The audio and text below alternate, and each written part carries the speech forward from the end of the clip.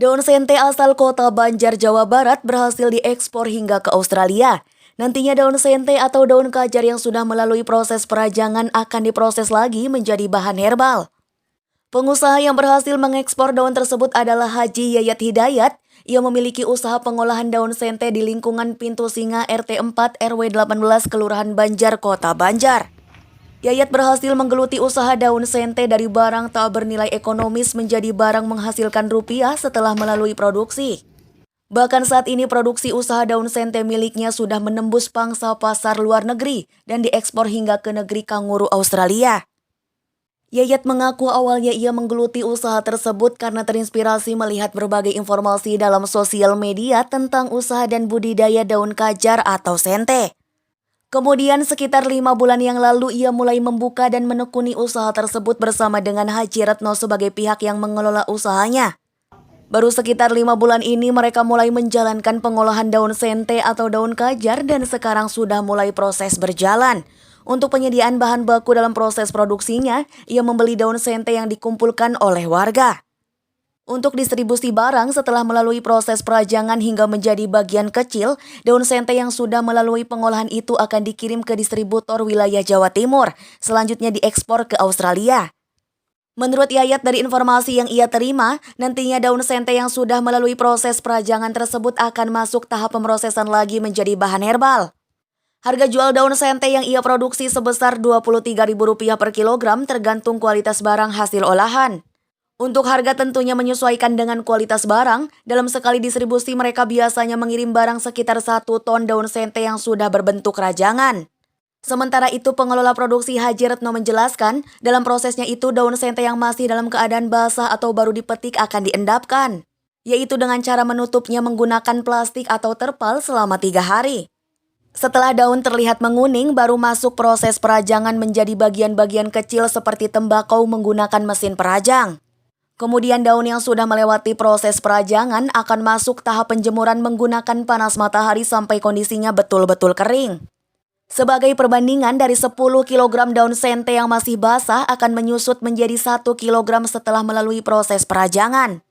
Setelah selesai tahap pengeringan, kemudian masuk tahap pengemasan menggunakan plastik atau packing.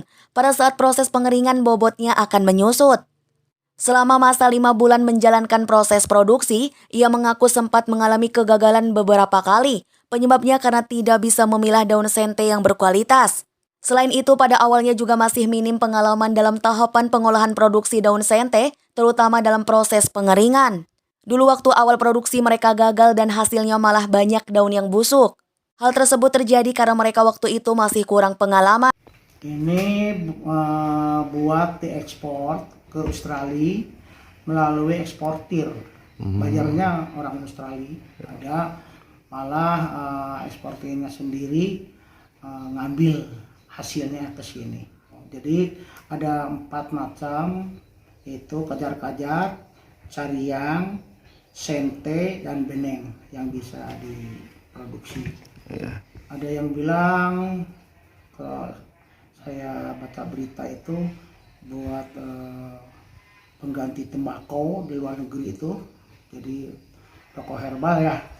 Dan ada juga yang beritanya itu buat pupuk, malah katanya buat teh. Nah, cuman saya belum nyobain kalau buat teh. Buat pupuk jelas di depan pabrik ini saya udah nyoba, bekas potongan, bekas sisitan daripada daun ini dibuang ke sana tuh lebih subur daripada dapat pupuk dari ini, dari daun talas atau pelepah daun talas ini. Ya, inspirasinya dengan iseng-iseng saya baca internet, baca berita yang positif. Di samping itu juga saya untuk ngisi waktu karena saya udah pensiun tahun 2013 di pemerintahan dulu.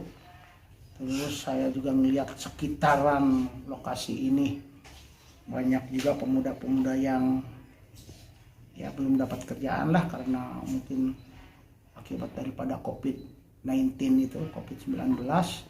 Ya saya tergerak hati saya supaya untuk memberdayakan masyarakat. Alhamdulillah anak-anak muda waktu itu tertarik, dapat berapa bulan, 4 bulan itu mereka itu giat ini. Cuman ya nggak tahu kenapa, mungkin karena saya baru ya usaha ini, saya juga belum nemu pola dan belum nemu pembeli atau ya buyer yang bisa untuk menguntungkan buat saya maupun buat pegawai. Waktu itu ya mungkin belum dirasa nggak cukup, akhirnya mengundurkan diri. Akhirnya saya tawarkan setelah lebaran, saya tawarkan siapa yang mau dengan sistem borongan.